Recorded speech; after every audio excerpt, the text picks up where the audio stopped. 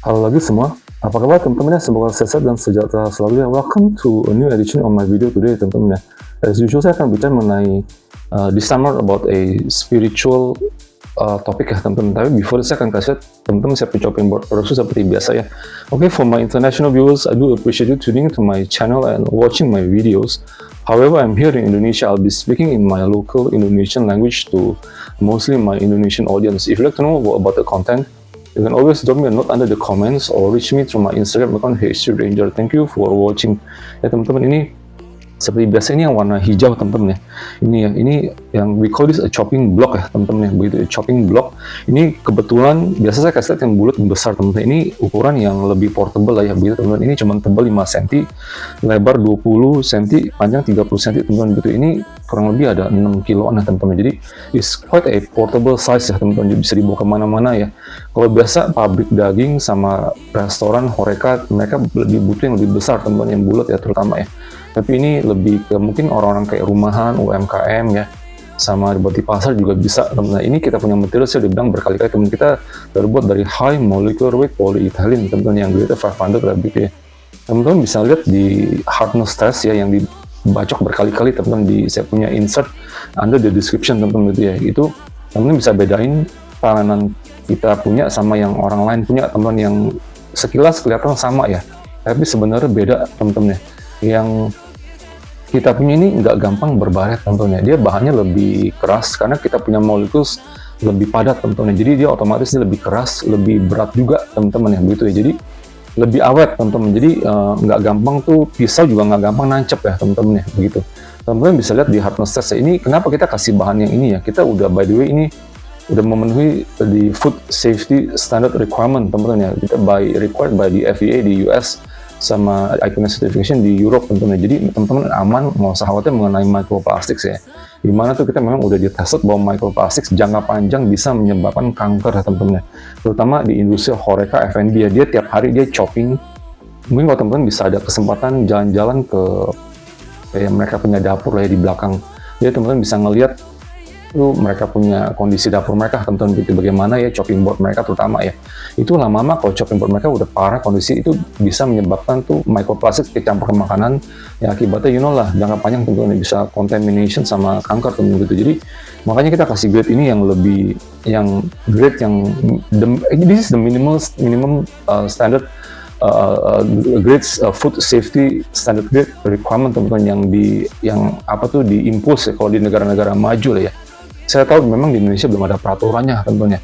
Bahkan pun masih ada horeca yang industri F&B yang masih pakai kayu tentunya. Aduh, itu benar-benar ya sangat nggak diperbolehkan teman-teman gitu. Karena kayu itu dia menyerap moisture, yang menyerap darah, menyerap minyak teman-teman ya. Dia menyerap air, dia bahannya hidup kalau kayu teman-teman gitu. Makanya itu sama sekali udah nggak di-approve di industri horeca tentunya. Ini anyway ya.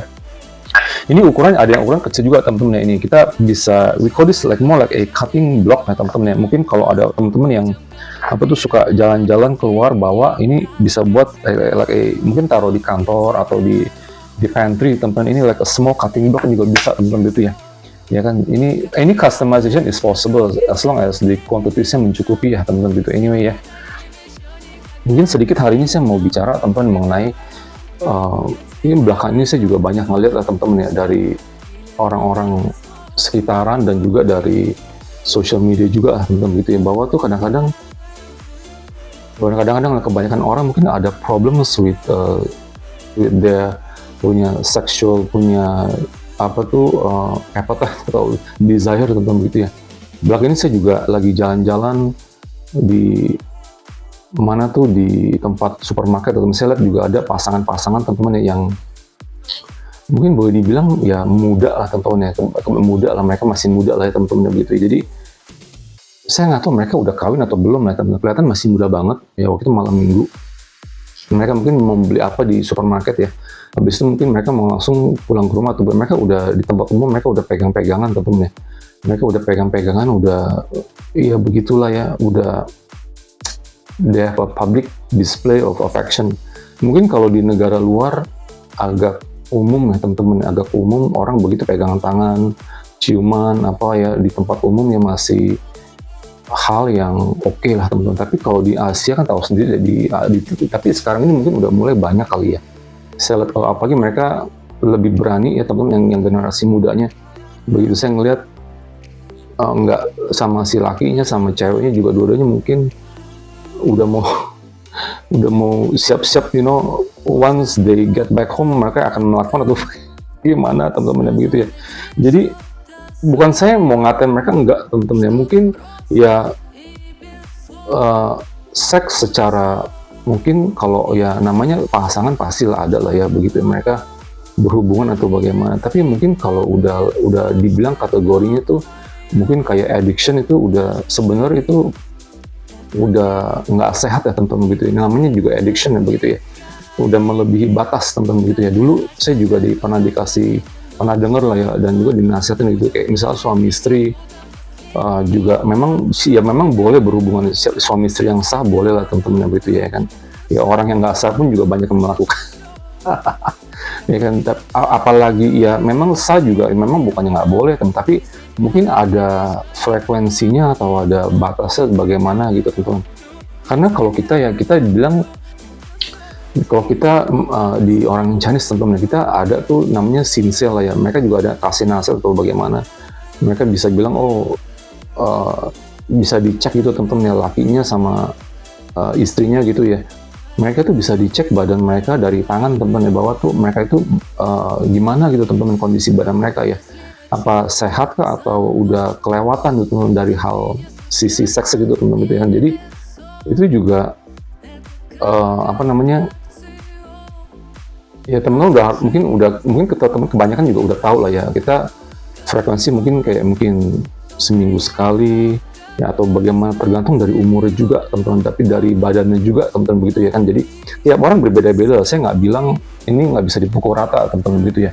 Tapi mungkin saya mau sharing sedikit ya teman-teman ya, dari waktu saya masih muda ya, memang kita berasa lah badan kita ya berubah dari sebelum puberti ya, apalagi udah lewat puberti terus sampai umur 20, 30 gitu teman-teman, gitu ya kan. Nah, kita juga berasa teman-teman, bukan kita juga nggak tahu lah ya teman-teman. Jadi saya untungnya teman-teman ya, saya pribadi sendiri lah ya, saya berasa memang saya bukan orang yang secara pribadi teman-teman, bukan orang yang ternafsu. Saya bukan yang kayak tipe orang yang terlalu tuh udah over teman-teman, gitu ya. Saya mungkin kalau dibandingin dulu sama teman-teman saya yang waktu dulu di kelas teman-teman, waktu saya masih kecil ya, masih muda lah waktu sekolah, mereka itu kadang muda-muda aja ya, masih muda ya maksud mungkin ya nggak ya sepantaran teman-teman kelas, kayak mungkin setahun lebih tua atau setahun lebih muda, tapi ada juga yang 2 tahun 3 tahun lebih tua teman-teman ya, yang mereka nggak naik kelas atau bagaimana, ada ya kan. Jadi kadang saya suka ngeliat mereka memang pembawaan badan mereka mungkin kayak mereka mungkin udah waktu umur segitu mereka udah kelihatan kayaknya udah dewasa gitu teman-teman ya, begitu ya. Dari mungkin dari perubahan suara, dari dia punya badan ya teman-teman. Jadi kadang ada yang kelihatan dari mereka itu memang kelihatan nafsunya besar gitu teman-teman ya. Kayak cara mereka bercanda ya, cara mereka tuh bicara ya, ngomongan-ngomongan yang kayak nggak pantas didengar, kata-kata jorok atau kotor atau bagaimana. Kelihatan ini orang kayaknya pikirannya itu kayak mungkin dia berpikir memang pikirannya kotor, atau dia memang selalu begitu, atau bagaimana gitu teman-teman, gitu kelihatan ya, gitu ya. Bukan saya mau ngatain teman-teman, tapi sampai kadang kita berpikir, kalau saya pribadi saya berpikir kenapa nih orang ngomongnya kok kayak begitu ya. Kelihatan kayak dia tuh mungkin lagi nafsunya lagi udah di kelas, waktu di ruangan kelas atau bagaimana dia berteman, dia nafsunya dia lagi udah puber, udah kelewatan atau bagaimana, jadi dia kelakuannya dia kayak begitu teman-teman, gitu ya. Ada yang udah tuh dulu kan kalau kita masih muda teman-teman, dia udah muda-muda tuh udah ketahuan teman-teman, mereka berhubungan sama yang cewek di kelas, cewek-cewek di kelas, mereka udah ketahuan teman-teman. Jadi cewek-cewek mana kadang kita perhatiin ya, ini cewek-cewek ini yang hari ini dia giliran, atau minggu ini dia giliran siapa, besok dia minggu depan dia siapa, kelihatan temennya. Yang tadinya mungkin ceweknya itu mungkin biasa aja sama mereka, jadi berubah tuh jadi dekat, duduk bebarengan, atau mereka pulang naik bus atau naik apa bebarengan atau bagaimana. Jadi kelihatan teman-teman begitu ya. Jadi mereka mungkin ya udah berhubungan, jadi mereka jadi berubah jadi dekat atau bagaimana gitu, kayak mau dipeluk di tempat atau dipegang tangannya di tempat umum atau bagaimana gitu teman. Memang saya bukan mau ngatain ya, ada orang memang nafsunya lebih tinggi, ada orang secara alami memang nafsunya juga nggak terlalu tinggi atau bagaimana ya teman-teman begitu. Jadi ini mungkin buat teman-teman yang nafsunya tinggi lah ya begitu ya. Saya juga tahu banyak juga orang-orang kayak biksu teman-teman, kayak di wihara juga mereka juga mengalami hal yang sama teman-teman gitu ya. Dari secara fisik mereka mungkin mereka kelihatan lebih condong, lebih punya tuh nafsu yang lebih tinggi teman-teman. Ada orang-orang kayak begitu kayak begitu. Jadi mesti dia tiap hari itu dia masturbasi atau bagaimana gitu teman-teman. Atau pikirannya tuh mungkin selalu tuh apa dia pembawaannya ke sana terus atau bagaimana teman-teman gitu ya. Saya jujur teman-teman, memang badan kita memang kita juga berasa ya teman-teman. Kayak misalnya kita habis makan seafood atau habis makan durian ya teman-teman ya, kita juga berasa kita punya badan ya kan, kita sebagai laki-laki atau bagaimana, mungkin perempuan juga mungkin sama teman-teman gitu ya, lebih panas badannya, berasa lebih panas atau bagaimana gitu teman. Tapi itu bukan berarti tuh kita harus melakukan tuh hal-hal yang nggak pantas atau bagaimana ya teman-teman gitu. Kita bisa tuh menyalurkan mungkin caranya ya, kita olahraga teman-teman, atau kita pergi sibuk ya kan, kerjaan atau bagaimana gitu teman-teman gitu ya. Kita nggak mesti tuh harus tuh onani keluar atau bagaimana gitu teman-teman ya kan. Itu kalau kita di agama, kalau kita di orang Chinese tadi sudah bilang teman-teman, jadi kita udah dikasih tahu gitu teman-teman, itu semacam kayak energi buat seorang laki-laki ya teman-teman gitu ya. Dia bisa membantu tuh kesehatan laki-laki juga teman-teman, tapi kita caranya harus bagaimana gitu ya kan, begitu. Jadi sekarang dia berbuat begini ya teman-teman, udah nafsu, udah over ya, akhirnya dia nggak, kalau kita akibatnya tidak bisa mengendalikan nafsu begini teman-teman, kita nggak bisa mengendalikan diri kita sendiri ya. Kayak ada juga adalah ya teman mama saya juga, perempuan juga pernah, mama saya juga curhat sama saya teman-teman, dia bilang dia punya temen tuh kayak begitulah ya, kalau di mall aja ngelihat orang bisa tuh kayak gimana, atau jalan di tempat umum lagi ngelihat misalnya lihat cowok lain atau bagaimana teman-teman gitu ya. Pernah juga dia ngelihat saya atau bagaimana. Nah, jadi pikirannya tuh udah, memang dia pembawaan pikirannya memang begitu kah, atau dia nggak bisa tuh mengendalikan diri dia sendiri teman-teman gitu. Jadi udah kayak maniak teman-teman gitu ya, ngelihat apa langsung dia nafsu gitu teman-teman gitu ya kan.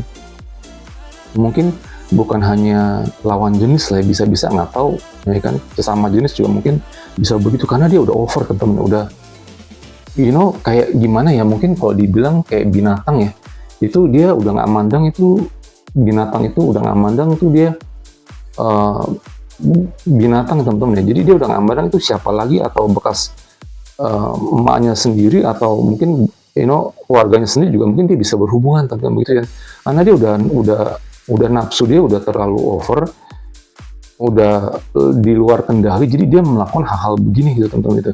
Ini juga banyak ya di Indonesia itu yang udah dimasuk berita ya teman-teman, yang udah ditangkepin tuh kayak di mana, kayak di pesantren begitu ya, atau guru-guru sekolah begitu ya, murid-murid ya kan. Inilah akibatnya teman-teman begitu ya. Kita mesti mikir ya teman-teman, sebagai orang memang dari secara fisik mungkin ya mengendalikannya caranya bagaimana. Mungkin ya kurangin makanan daging ya, atau sebagai vegetarian mungkin lebih bagus, badannya lebih dingin teman-teman gitu ya kan. Terus pergi olahraga apa ini kan, kalau ngeliat sesuatu tuh, apalagi orang yang suka ngeliat film-film kayak di online ya, tahu sendiri teman-teman, di social media begitu ya kan, yang bikin merusak juga pikiran orang teman-teman. Orang nggak bisa bedain gitu teman-teman ya, orang-orang yang asli atau yang palsu tuh teman-teman gitu ya kan. Jadi sebenarnya banyak cara ya teman-teman, cara tuh bagaimana cara mengendalikan tuh nafsu seks gitu teman-teman ya. Nafsu itu sebenarnya bukan hal yang buruk ya teman-teman ya, karena dia juga memberikan suatu, kalau saya pribadi saya berasa memberikan suatu tenaga ya, suatu drive ya, sama motivation juga ya.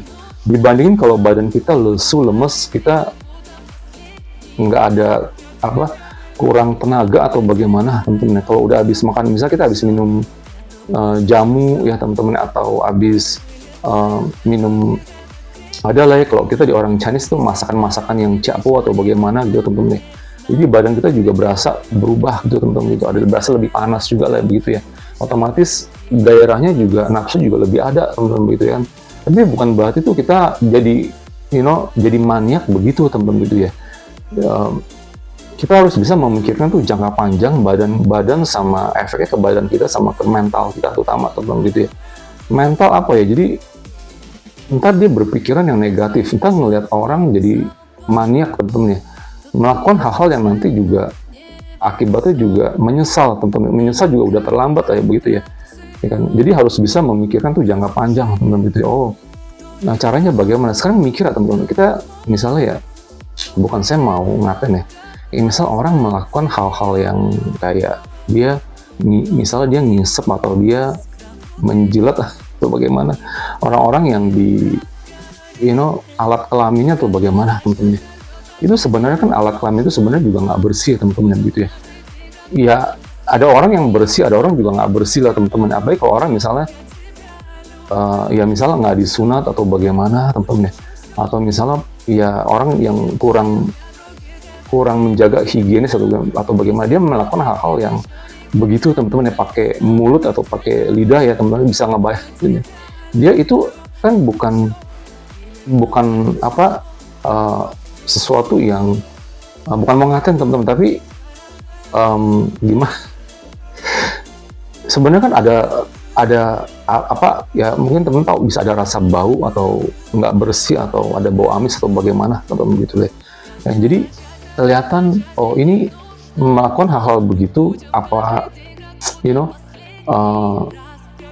apa ya, mungkin sedikit boleh dibilang apa nggak malu teman-teman ya kan begitu loh. Jadi mungkin boleh lah, itu mungkin hak orang lah, saya juga nggak bisa tuh apa namanya menghakimi lah ya begitu orang melakukan hal apa ya kan. Tapi kalau dilihat itu apa enggak ya, sekarang udah banyak teman-teman ya, banyak orang kena penyakit juga ya, bukan HIV lah ya, bukan HIV lagi, ada penyakit lain, penyakit seksual lain yang menular yang lain-lain teman-teman, banyak ya begitu. Jadi itu juga harus hati-hati ya kan begitu. Ya, kayak misalnya dia bayar pelacur atau bagaimana teman-teman, itu kan udah pasti udah nggak usah ngomong lah ya, udah nggak tahu itu kayak kamar hotel keluar masuk teman-teman ya kan. Siapa ya kan teman-teman, pasti udah bukan barang bersih lagi ya teman-teman begitu ya kan. Ya kan, orang yang bersih aja yang apa namanya, yang mungkin istri rumah tangga yang baik mungkin ada bisa juga kena penyakit begitu ya, karena dia ketularan suaminya atau bagaimana teman-teman. Apalagi orang-orang yang mungkin berprofesi sebagai begitu teman-teman. Udah aja hanya begitu ya, terus mungkin kita sekarang beralih ke sisi spiritual teman-teman ya. Apa nggak takut karma ya kan? Begitu itu dia melakukan begitu, mungkin ya sekarang badan masih muda, masih sehat teman-teman ya, masih bisa melakukan tiap hari ya kalau mau ya. Ya kan. Nah kalau suatu saat nanti dia udah tua teman-teman, sekarang kita masih muda, kita nggak bisa menjaga badan kita. Kalau kita sampai tua nanti kita nggak bisa, badan kita udah rusak, udah terlambat teman-teman gitu ya kan. Nggak ada tuh rasa sayang sama badan sendiri ya, akibatnya nanti badan pun juga nggak akan menyayangi kamu teman-teman ya kan. Kita tidak menyayangi badan kita ya, pasti di saat tua nanti badan kita juga nggak menyayangi kita teman-teman ya, begitu intinya ya. Begitu, ini juga hal yang mungkin lebih pribadi teman-teman, dari sisi spiritual atau karma atau religion teman-teman gitu ya, religious gitu ya. Itu semua akan ada karmanya teman-teman gitu ya. Kayak kita mungkin orang yang hobi berbuat ini seks teman-teman ya, itu semua akan ada karmanya, mungkin karena dia bisa kena penyakit umur pendek, kita nggak tahu teman-teman ya. Tapi di atas sana itu semua ada hukumannya teman-teman. Saya pernah ngeliat juga ya, jadi banyak orang yang hobi seks itu, jadi dia disuruh tuh kayak ada suatu ruangan teman-teman, ini percaya atau nggak terserah lah ya teman-teman. Dia ada suatu kayak ruangan di mana tuh dia tuh harus setiap saat dia harus muncat keluar teman-teman begitu ya kan, sampai akhirnya dia mati, badan dia udah nggak tahan, udah lemes itu orang sampai mati. Misalnya kayak satu ruangan ada berapa puluh orang teman-teman ya berkeliling, jadi dia di giliran dia harus muncrat Habis itu orang tadi itu muncrat sampai dia berkeliling berkali-kali teman-teman dalam sehari, terus sampai akhirnya ada yang meninggal, terus dihidupin lagi, ada yang meninggal dihidupin lagi. Ini namanya, kalau saya sebenarnya belum pernah teman saya mention, ini ada di buku Keliling Neraka teman-teman ya. Ada yang namanya hukuman seperti begitu teman-teman. Jadi di sana kan dia hobi muncrat, hobi keluar kan, suka gitu ya, sensasi keluar. Kayak dia punya alat kelamin, dia suka dia keluar gitu teman-teman, keluar cairan, kayaknya rasanya tuh kayak nikmat banget ya. Jadi dia tuh dihukum, dia harus keluar setiap saat teman-teman begitu, ya kan. Sampai dia udah kelelahan, nggak tahan, akhirnya dia sampai mati, dia sampai diperes atau ngomong kasar-kata teman-teman, diperes sampai dia mati. Habis itu nanti dia dihidupin kembali, dia melakukan hukuman begitu teman-teman. Itu ada hukumannya di neraka teman-teman gitu ya. Saya nggak bohong gitu ya teman-teman, bisa cek sendiri lah namanya. Itu juga ada namanya di buku Keliling Neraka teman-teman gitu ya. Anyway ya, saya bukannya bilang tuh nafsu seks itu jelek teman-teman. Ini namanya kita punya badan ya, dari kecil kita lahir, dari bayi sampai tua ya teman-teman ya. Kita merasakan ya, nggak laki nggak perempuan ya, tapi dengan tuh perbuatan dengan akal sehat teman-teman, misal kayak ya suami istri ya tidak selingkuh atau berzina gitu teman-teman sama orang lain ya, begitu ya kan. Nah caranya bagaimana, dan juga bisa mengendalikan tuh diri sendiri teman-teman begitu, secara dengan baik ya, secara fisik dan mental teman-teman ya. Jadi jangka panjang kita bisa berumur panjang teman-teman ya, kita bisa panjang umur, bisa sehat sampai tua gitu teman-teman. Maksud video saya begitulah ya. Anyway ini sih terserah teman-teman ya. Ini saya cuma hanya as a personal punya nasihat dan opinion teman-teman ini. Thank you for watching teman-teman. Hope you can also help me to subscribe and share. Okay, bye bye.